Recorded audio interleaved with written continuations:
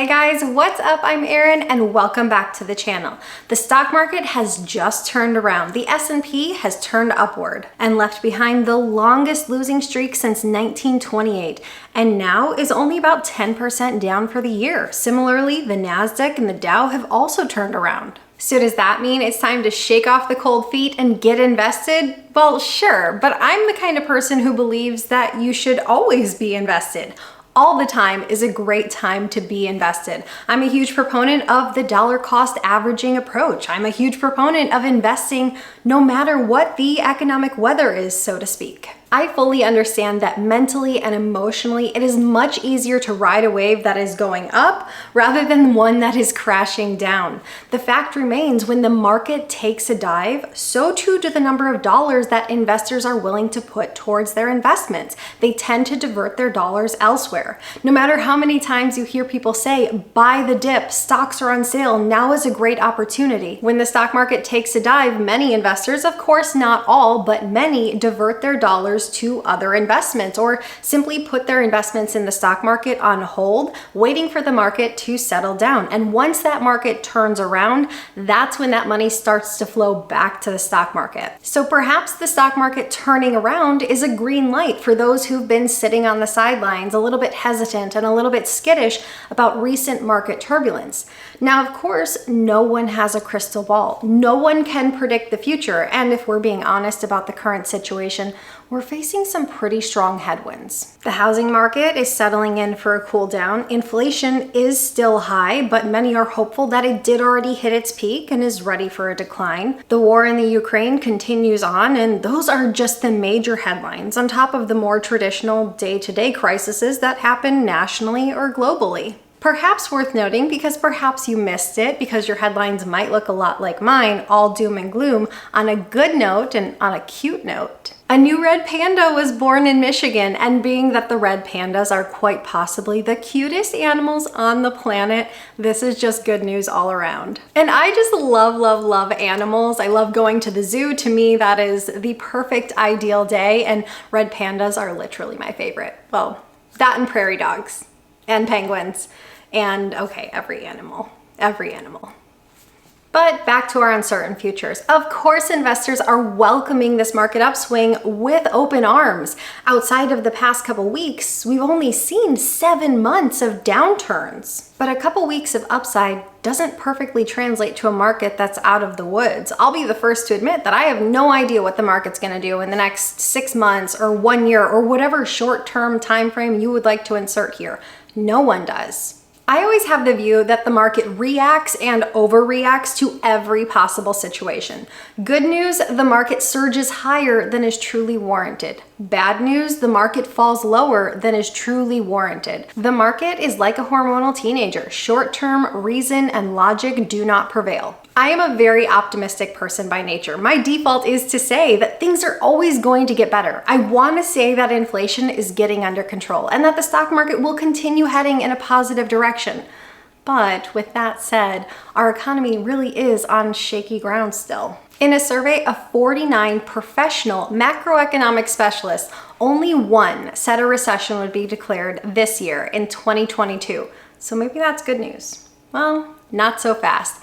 35 said that a recession would be declared in 2023. Nearly 70% of the economists surveyed believe that the NBER will make this call at some point in 2023, with 38% predicting that the recession will start during the first 2 quarters of that year, and 30% forecasting an official start in the second half. Further, more than half of these economists predicted that increasing costs from fuel, food, and energy would keep inflation elevated throughout 2023. Interestingly to note though, most economists said that the severity of a recession would hinge upon the housing market. If the housing market remains strong, a potential forthcoming recession would be mild in nature. Over half the economists surveyed said that the active housing market could be what steers the US economy away from a bad recession, joining the likes of mortgage company Fannie Mae, which already predicted that a hot housing market could cushion the blow during a recession. Now, when you read reports like that, I feel like it's hard to be overly optimistic about the next handful of months. I do very much respect the opinions of economists, but of course nothing they say is set in stone. We live in a very complex economy and an ever-changing global marketplace. That is why I say we are facing very strong headwinds. There's a lot of obstacles ahead of us, and we're not out of the woods just yet. Now, I love seeing the S&P turn green as much as the next person, and I am not here to invoke fear. That is not the goal at all. I believe in the market and I believe in long-term investing. I believe that long-term the market goes up. Short-term, it's a little bit more of a wild ride. Back to how the video opened up. Is it a good time to invest? I'm still gonna say yes, because I always believe it is a good time to be investing. Even if you invest at the absolute worst time, over the long haul, you will still make money, as I demonstrate in this video. But I understand that some people need a little reassurance. So if you've been on edge for the past several months, here are 7 things you can do to calm your nerves. Understand the stock market. Look at how the markets have performed over time. Zooming out on a time horizon shows a graph that almost goes straight up, but zooming in will show you those dips. See and truly understand that the market ebbs and flows. Learn how the market reacts. If unemployment rises, the market tends to fall. If corporations fail to meet expectations, the market will fall. If corporations beat expectations, the market will rise. If inflation rises, the market will tend to fall. If inflation falls, the market will tend to rise. The market likes good news and it dislikes bad news, and it reacts accordingly. When you understand how the market behaves, the movements of the market really won't surprise you anymore. The market represents a collection of businesses. If you think that businesses will become more profitable over time, then the stock market is a great place to be invested because you get to share in those profits. The more you understand about the market, the less fear you have about it. Why are you investing? Are you doing it to build a more prosperous future? When you invest, you take on a certain level of risk, but you accept this risk with the hopes that down the road you will be rewarded. In the short term, your money will go up and down, but long term, you're hoping that it goes up. That's why we accept this risk as investors. It should help to know that going back to the early 1900s, the average stock market return is about 10%.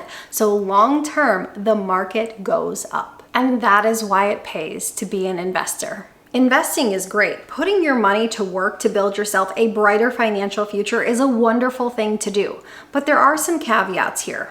Don't invest more than you are comfortable with. It's still always a good idea to have some cash on hand in the form of an emergency fund.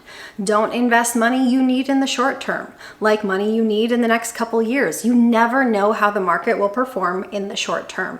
And don't gamble. Engaging in things like day trading or going all in on speculative investing is more akin to gambling than it actually is to investing. Figure out what asset allocation you are comfortable with. When it comes to investing, have a solid plan, and once you have a plan, stick to it. Plan for the emotionally tough times. Your home value is up. Today, your home is worth $4,000 more. Congrats, you made money. Next day, your home value is down. You just lost $6,000. That sucks. That doesn't make any sense. That's why we aren't out there checking the value of our homes every single hour and every single day. But a lot of people do go out and check their investments every single day. Remember that part about the stock market reacting and overreacting to everything? When the market reacts and swings down in the short term, it sucks. Nobody wants to watch their accounts lose value. Nobody wants to watch the number in their account go down. That is hard-earned dollars that are reducing.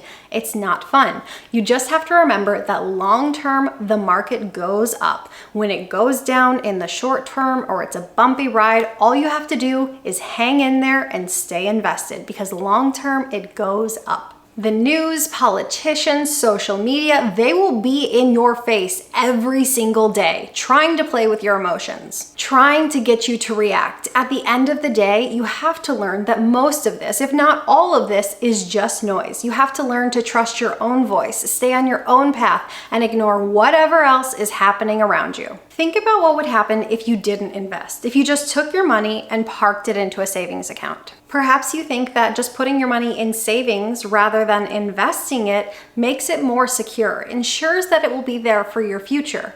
But putting your money in an account that is earning 1 or at best 2% interest isn't safe. Right now, inflation is 8 or 9%, so that means you're losing money at a rate of 7 or 8%.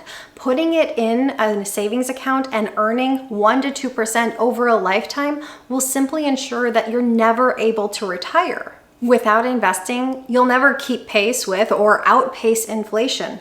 Quite simply, if you don't invest, you're very likely to run out of money, especially in retirement. So for most of us, the cost of not investing is simply too high. We have to do it.